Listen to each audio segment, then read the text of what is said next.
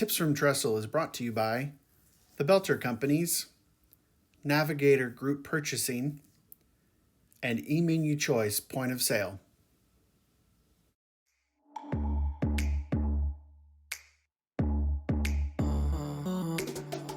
Welcome to Tips from Trestle, the Senior Living Food and Hospitality Podcast. This podcast explores the senior living industry with a unique focus on food, hospitality, and the community experience. I'm your host, Aaron Fish. During 3 decades in the hospitality industry, I focused my work on creating exceptional experiences for the customers we serve. My goal for this podcast? Educate, inform, and inspire leaders in senior living. How? By creating hospitality with a purpose, by bringing the customer experience to the front of mind in our industry. We should bring the passionate spirit of food and hospitality to everything that we do and everyone we serve each and every day. So what are we waiting for? Let's get to it. Joining me today on Tips from Trestle is Carol Bowser, a workplace conflict expert. After practicing employment law for several years, Carol founded conflict management strategies when she realized a lawsuit can't deliver the level of resolution and satisfaction that is gained when people are actively involved in creating solutions to their workplace conflict. Her clients come with a wide range of employers because conflict is universal across all industries and types of organization. In her over 20 years of experience, she has discovered some universal themes about workplace conflict and loves to share how people at all levels can strengthen their conflict resolution muscles. Carol, thanks for joining me today. My pleasure. Happy to be here. Yeah, I'm looking forward to this conversation because as someone who's been in management and leadership roles, conflict seems to be the one inescapable, unsolvable product of managing people. At least that's been Yep. my experience. So I'm looking forward to kind of picking your brain and diving into this. And so first, just kind of briefly give us a background on why you decided to go from being in law to doing this kind of conflict resolution consulting. Because being a lawyer was no fun. That was it was just like, I think, looking back with a little bit more wisdom, what I thought it would be wasn't what it actually was. Mm. And I find that what I really loved was hearing people's stories and being able to answer the question, how can I help? And the justice system, which I think is misnamed, it's actually a dispute resolution system, but we keep calling it the justice system, so people think it's their personal brand of justice. Right. It's very, very difficult, and the more you get into it, the further and further and further away the people whose lives it's actually impacting have really anything to do with it. It's a very Byzantine, convoluted, and very expensive system. And I found that where my interest and I think my talent was helping people tell their stories to each other in ways that was meaningful, impactful, and help them kind of navigate whatever swamp they were in to try to go out and have and help them make decisions. And sometimes it's like, I don't like being here anymore. And like, Yeah. well, great, then we can, talk about what that looks like. But other times it's people just don't feel heard. And we spend way too much time and energy at work for the workplace and the working relationships to be sucky. Yeah. No. And so kind of going into this, like how do people, when you think about conflict, how do people inadvertently escalate conflict when they think they're trying to de-escalate it, right? Because that's such a big thing when people are interacting and communicating. For sure. So a couple of different things that I see. Sometimes it's done really with like an empathetic bent. And people will say, "Hey, don't worry about it. It's not a big thing." But if someone is actually worrying about it and someone says, "Hey, don't worry, everything's going to be okay," but they aren't feeling that it's going to be okay, what you're doing is you're actually conveying the message of your point of view isn't important. You're overreacting about this, and it is not anything you should be worried about, which I think creates distance because if we're hiring people and we say, come and talk to me, if there's a concern. And when they do talk, it's not acknowledging the concern, it's not acknowledging the depth of the concern, it's not even acknowledging that they took a risk coming to talk to you. I can think of a couple of examples, like one in some workplaces, you might be viewed as like, a whistleblower or a tattletale, and that's not good. And I think also there is this existential threat that if we make waves, we'll be put in a good boy or a bad girl box. Yeah.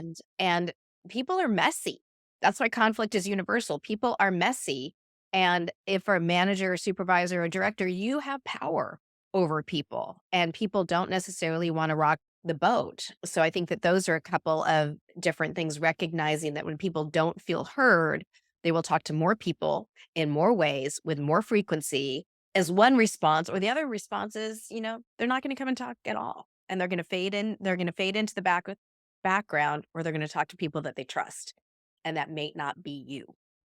Yeah, it kinda creates some of that underlying and adds to it, it sounds like, as that, when you're talking to other people and not maybe going directly to the source to work through those issues. And so when you think about people trying to have these difficult conversations, I my background in food and hospitality, like, it happens all the time, especially when you're, like, in the heat of a kitchen rush or a dinner rush, and it's just like things are happening and, you know, things can be said that aren't necessarily in the right tone or right vein just because of the rush of things. When you think about all of that kind of bubbling up, what are some of the most common responses for these difficult conversations, and how do people recognize and need to know to respond to those? Today, I want to tell you about one of Tressel's senior living partners, Belter.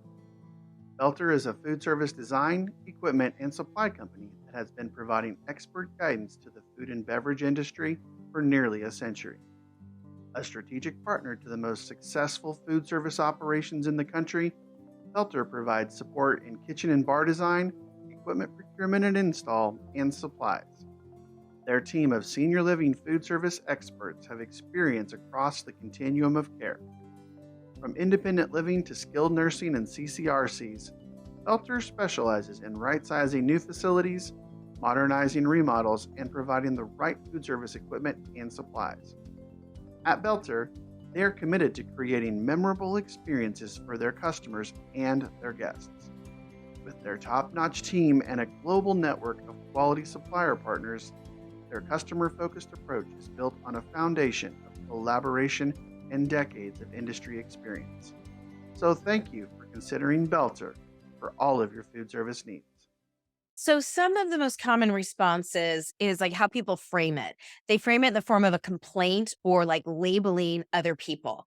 Like that table over there, bunch of idiots, or they're just high maintenance. What's going on? Or Carol is just taking too much time. She's not Yeah. turning it like she needs to be. And so when we start hearing complaints or we start hearing blaming or labeling stuff, that's a pretty good indication that there's something going on. And in your example, particularly in hospitality, I mean, there is a breakfast rush, there's a dinner rush, there's a lunch rush, and sometimes that the kind of cracks in the system come up when the system is stressed. Yeah. And I think unless I sometimes I use the analogy of a triage.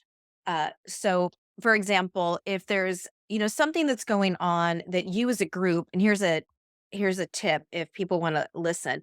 Um, if you have kind of a triage system in thing of like, okay, what is maybe to steal something from, Stephen Covey, what is like really urgent that has to get done right away? So for the triage thing, if someone is falling on the floor and not breathing, that's an emergency situation. And what Yeah. do you do first? You get them breathing again.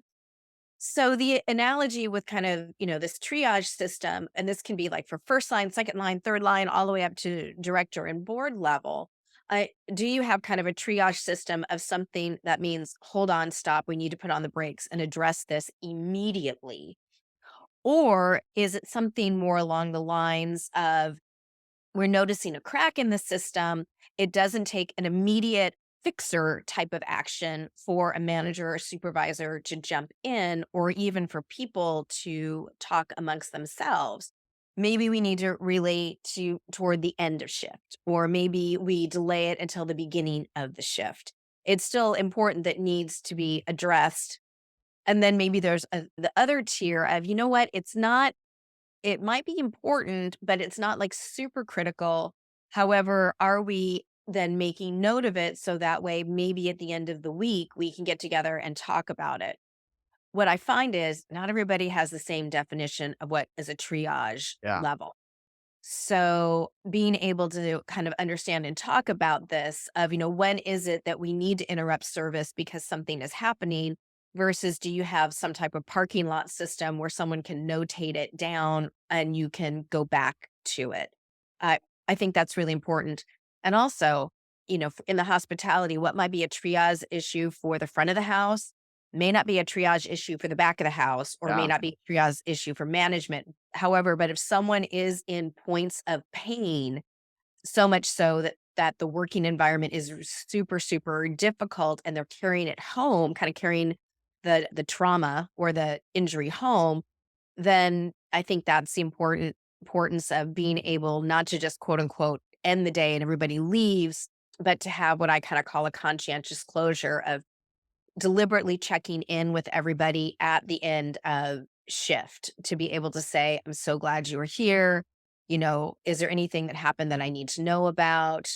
Just being able to check in. So I think that idea of looking for, the conscientious closure at as much as you can, Yeah. and it may be in other areas you don't see the team all of the time, but deliberately opening that door for conversation and you going out and inviting them in for the conversation. Yeah. One of the things you said that kinda caught my attention was when you were talking about the back of the house versus the front of the house. Sometimes, more often than not, I'll see that there's maybe, like, different communication styles or communication methods inside those groups, and then when they come together at that stress point, right? Because at 10 AM or 11 AM when it's not busy, they're off doing kind of their own things, right? They may interact a little bit, but at, 12:30 at the lunch rush, they're in there dealing with each other. And so how do those different communication styles, how would a manager maybe try to bridge that to kind of say, "Hey, well, this is just that's just kind of," not to say that that's just the way they talk, but to make it be like we got to bridge this gap some way, shape, or form. Yeah, and I just want to acknowledge, back of the house, as someone once, a food services director told me, of like, Carol, you need to recognize that there are knives, there are boiling water, and then it's a hugely physical job, and people get burned all the time, they get Yeah. cut all of the time, and also not as though this is a universal statement, but a lot of time for back of the house, it's an easy entry point for a lot of people. So maybe people are learning how to be employees, and then also I think being able to recognize that it can be a physically demanding job in very hot, difficult times. And there's, yelling and clanging and it's noisy. So just recognizing that there may be a lot more yelling and a lot more directive, and it may not be yelling because they're angry. It may just be that that's the way that they are communicating across. And I think being able to be a liaison and saying, this is a loud, this is a noisy, we've got the dishwasher going, we've gotten things all over the place, and just say, you know, yelling and shouting doesn't necessarily mean anger. However, one thing I do find is that if people aren't used to that level of intensity, they Yes. may say, "Well, they're yelling at me. They're being aggressive toward me." And the may not be aggressive toward you. It may just be very loud, very intense, very direct. And if that's mostly during service, be a liaison and say, during service, it will be loud, it will be intense, it will be direct. So just kind of, it's almost like a warning sign when you go down the highway and it says Yeah. motorcycles use extreme caution, Yeah. something like that. And then if we want a calm, cool, collected front of the house, then they're coming in from this calm, and then it's like this really intense, so it's a little bit jarring. So Yes. being able to, if there is someone who can be a liaison there to be able to say, okay, when you're talking to the front of the house, they don't have that. So this is really unusual. You can request them to get to the point.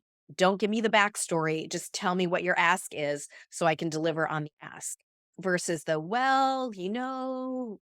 table 3 got this, and they're on like a restricted diet. So could we, and just like, by that time they're like, no, no, no, no, no. Just give me, be direct in the ask.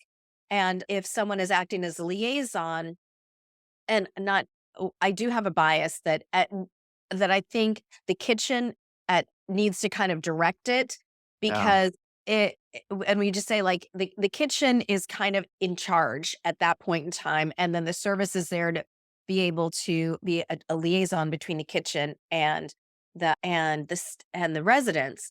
So in this respect, the kitchen gets to set the pace. And I will tell you, I was terrible at playing tennis, but I had a tennis coach who said, "The person who controls the pace controls the game." Yep. And I think during service, it's likely that the kitchen is gonna control the pace of stuff going out, and then the servers can control the pace for the dining room. But once you step into the kitchen, that's their court, and they can control the pace. But maybe managers and directors being able to be explicit about that can Yeah. I think you hit on a really good point there. And I think it's something that a lot of managers in food service struggle with is like understanding, like, we talk about who controls the flow of the dining room, then who controls the flow in the kitchen. And, there's a threshold that once you cross it, it's different people. And, the really good managers figure it out, but yeah, there are definitely a lot that struggle with it. And so, w- one of the things I was hoping to ask you to maybe share with our audience is, as that manager, right, that I need to have this conversation about all of this. What's a simple framework that they can use to kind of prepare for that conversation and kind of get these conversations started, if you will? A Navigator is the largest full-service GPO that exclusively focuses on the senior living community. And what that means is we provide products and services that help our members provide a great environment for their residents, such as like MRO, hospitality equipment, food, business products, as well as technology solutions. We actually surround our members with a level of support unmatched in the industry. Of course. So I think that there are 4 things that are present in every human interaction. And I would ask all of your listeners to be able to say, just think about these for the day that you're listening to this, and see how you're seeing these 4 things show up. They're goals of the conversation or of the relationship. They are the roles that each one of us play. There are guidelines which govern like what the social niceties, the social protocols are of that interaction. And it may be really explicit, like an employee handbook, or, I'm just thinking of, I'm here in the Pacific Northwest where the origin place of pickleball. And sometimes you go to pickleball courts and they've got like rules of, the court. There's no yelling on the court, no dogs Yeah. on the court, whatever it is. Like, can be really, really explicit. And then there's also the ground rules, which are a, an exterior source like a regulation or a law. It might be food handling protocols. It might be, federal anti discrimination law. It might be, what else am I, kind of thinking of, where it could be, the labor laws, about, how when people get to work, how breaks are handled. Mhm. And one of the things that people can do is say, there may be multiple different goals going on. So if I'm a server and say hypothetically that I am a high schooler, I'm 16 to 18, working in the dining room, which means that I'm there. I maybe want to interact with the residents. Maybe I'm there for some money and some job experience, and I need to leave at a certain time because I have class, or the state laws say I'm only allowed to work a certain number of times. Yeah. And I may just want to have a nice time. And then that might be that the kitchen really wants to get the food expedited out. We want good quality food. We want it consistent. And we don't want, the wheels to come off of the bus. And then it might be the dining room manager who's like, I want a pleasant experience for the resident. And I have an idea of what a pleasant experience is. It might be good food served hot with a pleasant atmosphere that's nutritionally balanced. So everybody has goals, but not everybody maybe has the same goals. And some of those goals might be in competing with each other. So I look at situations like, okay, what goals are here, what goals are shared, and what goals might be competing with each other, or might be like really ambiguous that Yeah. maybe we all have like, hey, we want to have a great experience, but then different people have different criteria of what a good experience is. So then the kitchen might be saying, we want fast, speedy service, and the front of the house, the server might say, they don't want me running and throwing, the food in front of them. They want it calm, cool, collected. Let's talk a little bit about this. And all of a sudden, we're talking and engaging in conversation. And someone in the back of the house is like, this plate's been sitting here for 5 minutes. It's cold. So you can see how those goals might be competing.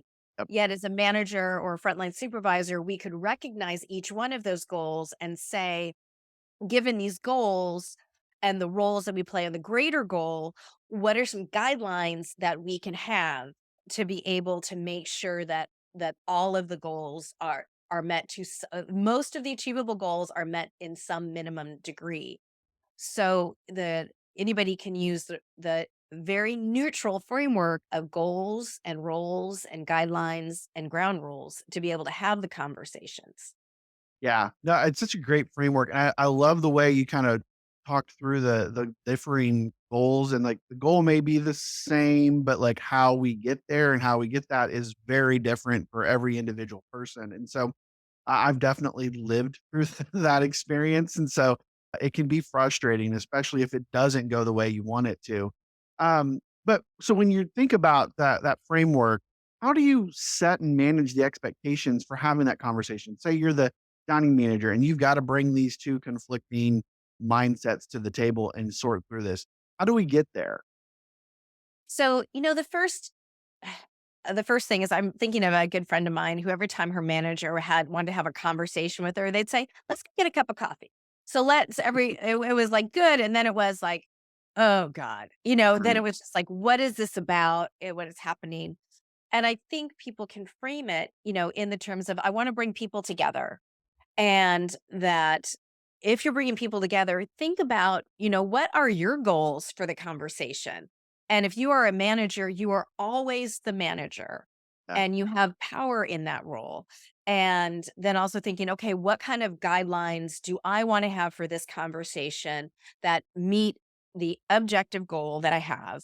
And then also recognizing, what might be the goals and the roles that each one of these people have here. They may be looking at you as the manager and supervisor and go like, well, you just need to tell those people to shut up and get Yeah. back into the kitchen.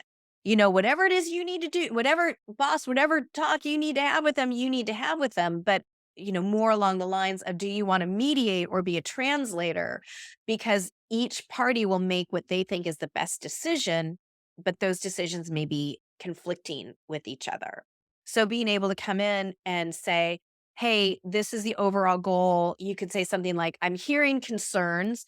You don't need to say complaints. You could say, I'm hearing concerns, or you could say, hey, I'm curious if this is an issue because I'm kind of noticing. You could just say, hey, I'm kind of noticing and I'm interpreting this that there is some tension. And I think that your expectation might be this, and I think your expectation might be this. Am I right? So notice it's like from a very curiosity point of view, and Yeah. you're also saying kind of like, okay, this is what I think your goals are. This is how I think that you're using your roles to execute those goals, but you may be coming in conflict. And notice I framed it in like terms of expectations, because if there's ever any tension or frustration or disappointment, it has an unmet expectation at its root. So being on the lookout for the unmet expectation or expectations, shuns, many, many different, that Yeah. gives a little bit of organizational structure to a conversation. Yeah, I think, for me, what I hear is like I need to come into this conversation more open and kind of saying, give me the details and the information so I can kind of build that bridge for you and really kind of create a solution that works for everybody. Yeah. One thing I'm curious about because I think about my experience over the last 20 years of I was a dining room manager at one point, and then I was a director, and then I was a corporate director, and I was a senior vice president. So I moved up these different positions. How do you see those conversations differing at those different levels, or is it the same process? Like, how does that differ when you think about moving up and down an organization? I see again because I think that these universal themes of an unmet expectation and like maybe competing or ambiguous or consistently inconsistent goals are and then also let me backtrack for a minute because I think that the goals kind of define what the roles are. And then the roles influence the guidelines for how we go about executing those roles. And then the ground rules about what our parameters are. Like, you don't cross this line, or we have to do this because we are legally obligated to. I think all of that influences each other, but then also that the underlying ground rules, those influence what guidelines we're operating under, which then also influence the roles, which also then influence the goals. However, to your point of if you're a senior director, a senior vice president, you have different goals. Your level is very strategic and you're relying on other people to be able to translate and execute. So, depending on what your role is, chances are you view the situation vastly, vastly differing. Yeah. Okay, to be a little bit not exactly graphic, but let's talk about poop. So, what would use the analogy sometimes if you can visualize sort of a pyramid, and every strategization of the pyramid is a different level within the organization. Yeah. So, say you're the president, executive director, CEO, whatever it is. At the very top, you have a very, very different view of what is going on. You're much more highly visible and you have a high level of accountability. But say hypothetically that there's a little piece of poop down on the very bottom level, and that little piece of poop that the people on the bottom level have to step over it, walk around it, they have to smell it, and they're looking at like, who is going to pick up this piece of poop? And so the idea is depending on your level, there are different little poopsicles going up. And if you aren't living with it and stepping it over every day, it might be something that you minimize. So being able to look at, the framework of goals and rules and guidelines and know that the level of your that you hold in an organization is going to influence what you even see as a problem, what Yeah. you even take the time to notice. So that's why I think it's really important for people to have, develop competencies on noticing, what's going on. What are people appreciative? What are they kind of complaining about? Are they labeling or becoming frustrated about certain things? And then is it possible that I can get them to talk about it, that we may not be able to completely alleviate that source of irritation, but maybe how can we manage it or mitigate it so that way it's not interfering with people feeling as though they are successful at their job. Yeah, I definitely experienced that, as I would go into an operation as the big corporate scary guy and would be like the first people I'd want to talk to were always the frontline people, right? I wanted to hear what they were saying, and they were always a little bit like guarded and worried, and it took some time to build that trust, but I found that once I had their trust and they were able to share, I could maybe help kind of with that bringing people together and kind of setting some conversation and setting some goals and putting those things in place to kind of help maybe alleviate some of those poopsicles, as you call them.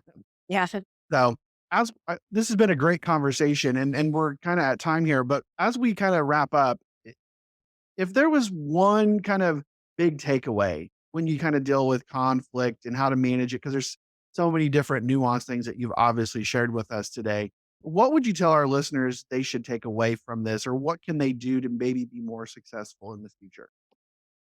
If nothing else, look for unmet expectations, yours, theirs, other people's, because that's where conflict lives. For the folks who are just listening, they're kind of the expectations. I'm holding my hand up really low, really high. And then there's like reality, and I'm holding my hand low. And the difference between reality and the expectation, that's where blaming and shaming and frustration and disappointment and conflict and all of the icky stuff and the messy people stuff live. Yeah. And then the next thing is being able to recognize that people will likely not come to you because they're constantly, concerned about what might be the impact. Am I going to get in trouble? So being able to come forward with a sense of curiosity of just like, hey, gee, I'm noticing, is it possible that this is going on? And so it says, that, hey, I'm seeing this and therefore I'm seeing you and I'm relating to your experience before jumping into fixer mode. Because if you're fixing the wrong problem, Yeah. then that just creates more problems. Absolutely. Absolutely. So, how can people connect with you, learn more about the work you do, and reach out if they want to maybe work with you in the future? Well, you can go to the website, managingconflict.com, and you can there sign up for my conflict tip of the day, which is a tip, a trick, a technique, something like that to help people increase their conflict resolution muscles. You can also follow me on most social media, including LinkedIn, where I would love to be able to connect with folks. And not too long ago, someone identified me as one of the top 30 people on LinkedIn to follow for conflict resolution. So Very I'm all cool. about managing conflict, empowering people, and I love to help people increase their conflict resolution muscles. Awesome. Well, Carol, this has been a great conversation. I know there's going to be tons of takeaways for the listeners. And so I just want to thank you again for joining me today on Tips from Trestle. Totally fun. Thank you so much.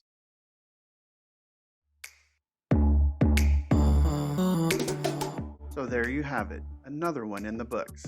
Thanks again, everybody, for listening. Please follow, like, and subscribe on YouTube, Spotify, Apple, or wherever you get your podcasts, and follow us on Twitter at Tips from Trestle. You can also learn more about the work I do by following me on LinkedIn, Twitter, Instagram, and even TikTok.